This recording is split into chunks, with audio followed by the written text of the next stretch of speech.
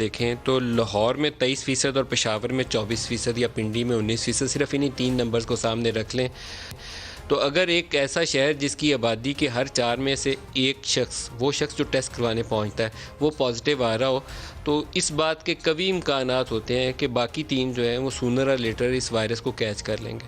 तो हमने बहुत ताख़ीर कर दी है एक्ट करने में, और अभी भी शायद उसकी जो SOPs की इन्फोर्समेंट है उसमें वो सख्ती नहीं है जो होनी चाहिए थी। हमें ये अपनी पब्लिक ट्रांसपोर्ट के ऊपर और इंटरसिटी मूवमेंट के ऊपर बहुत सख्त किस्म की पाबंदियाँ, और किसी भी किस्म की कोई पॉलिटिकल मीटिंग है, गैदरिंग है, कोई और तकरीब है जिसमें ज़्यादा लोग इकट्ठे हो रहे हैं, उसके ऊपर पाबंदी आयद करनी पड़ेगी। इवन प्रेस कॉन्फ्रेंस वो लाइव कैमरे के ऊपर बैठ के आप कर लें, ये जूम वगैरह पे कर लें तो ज़्यादा बेहतर है, बजाय एक कमरे के अंदर 20-25 लोग जमा करें।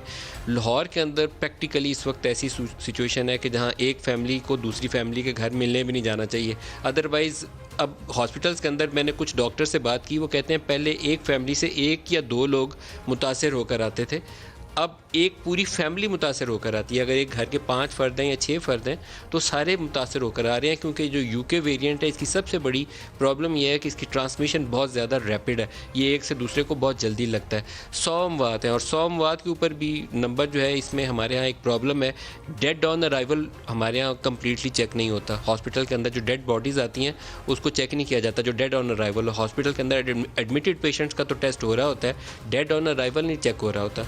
और बहुत सारे कस्बों, देहातों, गाँव, छोटे शहरों के अंदर जो लोग जिनकी घरों में कोरोना से अमवात हो जाती है उसका भी कोई तस्दीकी अमल नहीं है। तो हमें बहुत ही ज़रूरत से ज़्यादा एहतियात की ज़रूरत है। हम एक ख़ास थ्रेशोल्ड को क्रॉस कर गए जो नहीं करना चाहिए था। अगर इब्तदाई दिनों के अंदर UK से आने वाली फ़्लाइट्स को हम मॉनिटर करना या उसके ऊपर पाबंदियाँ आयद करना, उन लोगों के ऊपर क्वारंटीन की रिस्ट्रिक्शंस आयद कर लेते तो ये इतनी तबाही ना होती।